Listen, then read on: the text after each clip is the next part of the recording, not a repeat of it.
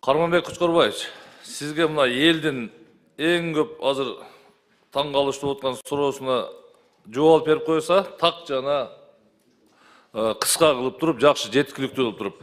Учурда коомчулуктун жардамы менен мына Хамза, Аслан, Байхан деген бөбөктөрүбүзгө акчалар чогултуп жатат. Элге рахмат бирок.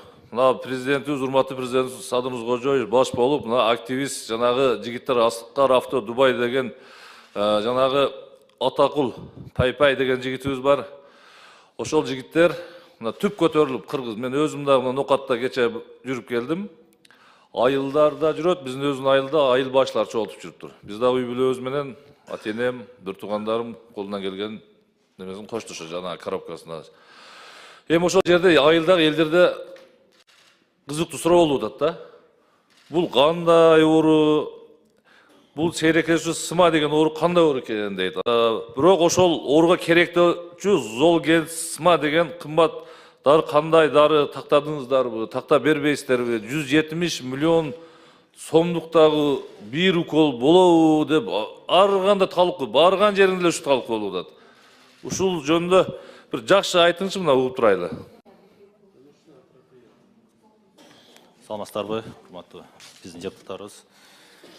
Бул оору боюнча бизде маалыматыбыз бар, бирок ушул дары боюнча бизде жок болгондуктан, кымбаттары башка мамлекетте болгондуктан акча чогултуп, ошол жактан алганга туура келди. Ал эми биз ошол мамлекеттерге кайсы жерге бара турган болсо дагы министрдин атынан кат жазып, жардам берип, каттарды жөнөтөбүз посольствого. Ошол дарын алып келсе, ошол дарыны алгандан кийин айгабы? Келип эле кыска азыр мисалы үчүн министр келсе, может так жакшы жооп берсе керек эле. Мына келбеди, өткөндө эле өзү айткан. Мен сиздер менен тыгыз иштешем, социалдык комитет менен. Ар бир дайым ушундай болот, убактыбызды алабыз дагы, азыр талаптагыдай бир дагы жооп алган жок. Мына сыма боюнча Золген сыма деген дары кандай, эмне болот десе, үстүрттөн эле жооп берип кой. Андагы мен деле жооп берип коем да. Карманбек Кучкорбаевич. Сизге так маалымат айтып коелу, мейли биздин адистердин баары толук келди азыр 5 минут. Анан жана сиз жооп бердиңиз го, билбесеңиз эмне үчүн жооп бердиңиз? Элдин суроосуна жооп алып берип атам мен, просто миңдеген эмес, миллиондогон адамдардын суроосуна. Буга кызыктуу болуп атат, элгечи таң калыштуу болуп атат, коркуп атат. Ушундай оору болуп калса кандай болот?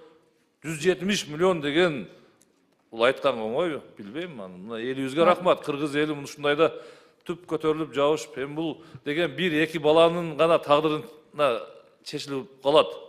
Калганычы келечекте, Кудай сактасын. Наргиз айым, сиз жооп берсеңиз, Кыргыз фармация директорунун орунбасары. Бардыгында жооп бергенде карап атабыз, талапка жооп берип атабыз, аракет кылып атабыз деген менен не болот эми ушу менен? Уруксат берсеңиздер ушу. Каршылап жооп бербейсизби? Боло турган болот, болбогон болбойт, жогун жок деп. Коздой бересиңер бардык нерсени. Саламатсыздарбы, урматтуу депутаттар, ушул вопроско, суроого жооп берип кетейин.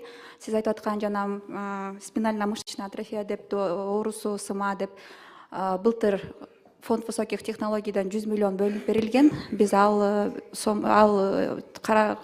каралган каражатка 240 флакон деп алып келип бергенбиз. Ал 8 балага жеткен болчу. Риздиплам деген дары каражаты, торговый названиясы Евризи деп. Жылдын аягында ошо сэкономленный акча каражаты деп дагы 100 миллион бөлүнүп берилди, дополнительный каражат. Ага дагы 240 флакон азыр 8 балага алып келип берип, түшүрүп, Энсомитке тапшырып берип атабыз. Ошондо былтыркы 24-жылдын ичинен 480 флакон Риздиплам дарысы алып келип толук берилди, 200 миллион сом каражатына. Сыма оорусунабы? Сыма оорусуна. Золген сыма деген. Жок, Риздиплам деген дары каражаты. Евризди.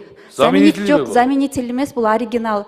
Запатентованный, оригинальный ушул эле дары каражаты кетет дүйнө жүзү боюнча. Бул оригинал. Анан азыр мына биздик жанагы бөбөктөр кайсы жакка барганда азыр? Кайсы мамлекетке барып ушул дарыны? Муну биздин өзүбүздүн эле Энсомиттен барып алып, дарыланып келатышат. Риздиплам деген дарысы запатентованный, оригиналдуу дары. Швейцариядан чыгат. Сыма деп ошо. Сиз башка эле Жок, жок, суроолорго жок. жооп берип атасызбы? Ошол эки сиз айтып аткан дары, сиз аналогду айтып атасыз, мен оригинал дарысын айтып атам. СМА деген спинально-мышечная атрофия деп биз бир эле дары жөнүндө Мен башкача айтып аткан жокмун эч убакта. Сиз түштөн кийин келип алып башты айландыра бербесеңиз өзүңүздүн туура көрүп.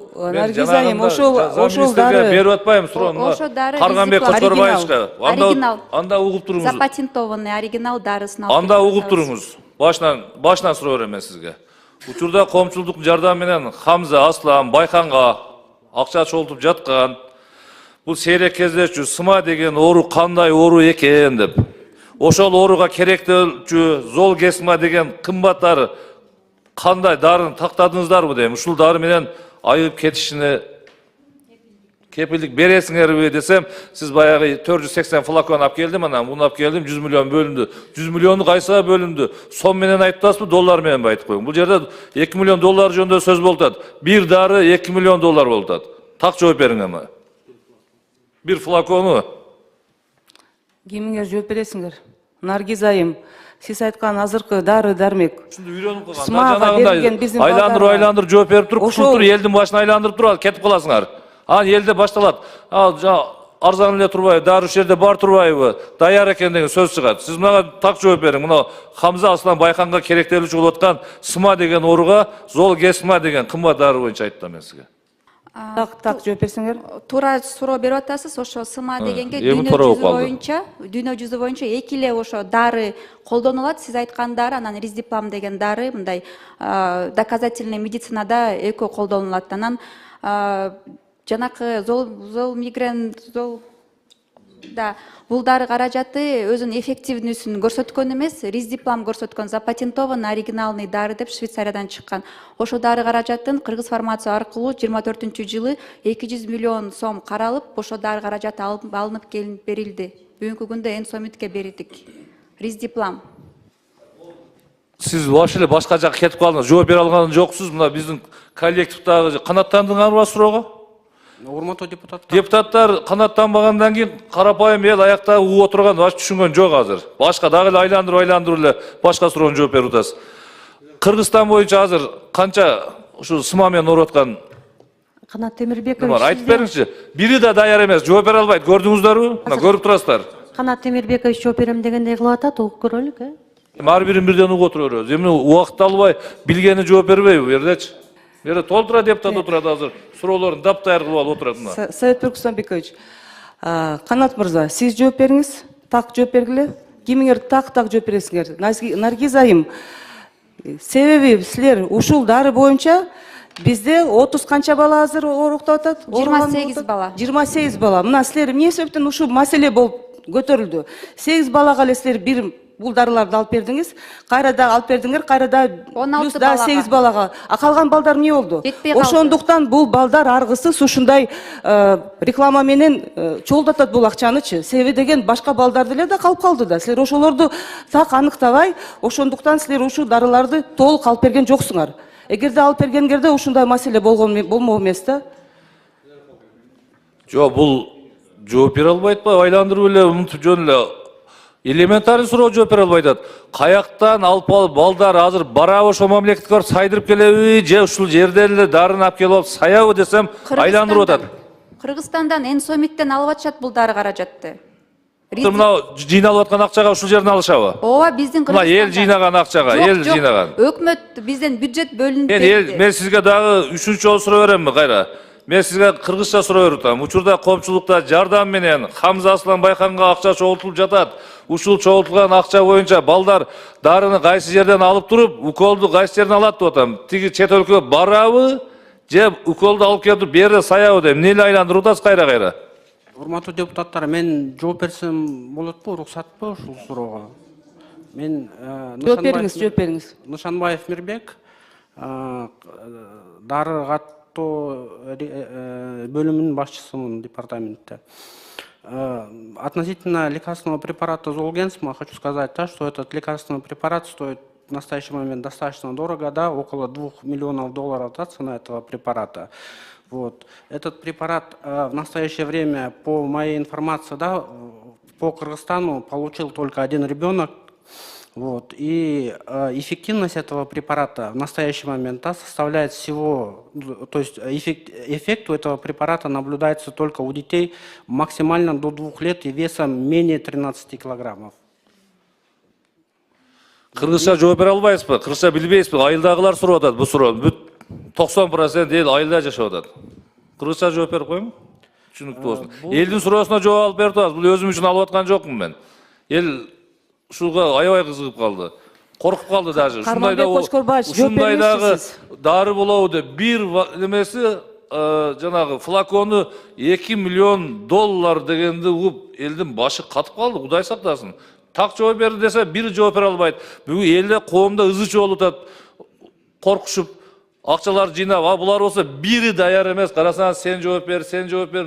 4 адам жооп берип атат. Биринин суроосу канатарлык эмес. Же бул маселени башкадан карайбыз. Кандай кылабыз, Енара Калыбекова? Даярданып келсинби? Так маселе жоопторду алып беребиз белге. Даярлыгы кандай экенин. Процедурный, Илимбек мырза. Саламатсыздар, урматтуу депутаттар, урматтуу чакырылгандар, урматтуу ошол Минздравдын өкүлдөрү, бул кесиптештерибиз чындыгында ошол элге бир так даана маалымат алып берейин деп аракет кылып атат да. Наргиз айым, сиз кесибиңиз боюнча фармакологсузбу? Фармацевт высшим образованием мен ординатуранда бүткөм. Эки высший Азыр бул жерде бул Совет мырза ошол Золгенсма деген дары боюнча сурап атат. Сиз болсо бул жерде ризиплан боюнча айтып атасыз. Эми дүйнөлүк практикада ошо спинраза, ошо 3 атайын ошо мышечная атрофия, спинальный мышечный атрофияны дарылай турган препарат бар экен, туурабы? Ошону ушундай түшүндүрүп айтпайсызбы? Совет мырза, сиз мына азыр сурап аткан дарыңыз, мына азыр жогоруда Канат мырза айтып кетти. 13 килограммга чейинки жаш балдарга ошо 2 миллион доллар бир флакону. Ошону алса жакшы болуп калат. Бирок ошол эле учурда андан арзаныраак мына Ризиплам дары бар. 13 килограммдан жогорку жаштагы балдарга аны сайсак алды эле жакшы кылат бул балдарды. Биз мамлекеттен мына 100 миллион долларга, 100 миллион сомго мынанча флакон алдык. Ризиплам мисалы ошол биз айтып аткан мынау азыр бүгүн кайсы дары деп атат элек азыр? Золгенсма. Золгенсмадан намного арзаныраак деп ушундай түшүндүрүп айтсаңыз түшүнөт да бул депутаттарчы. Өзүңүздөр путать этип эле бул жерде заблужденияга кирип атасыздар да. Тактана 3 ушундай дары бар. Үчөөнүн наимениясы башка болгону менен бирок эффекти бардыгы бир. Жакшы болот ошо дары менен деп эле түшүндүрүп койсоңор болот да бул жердечи.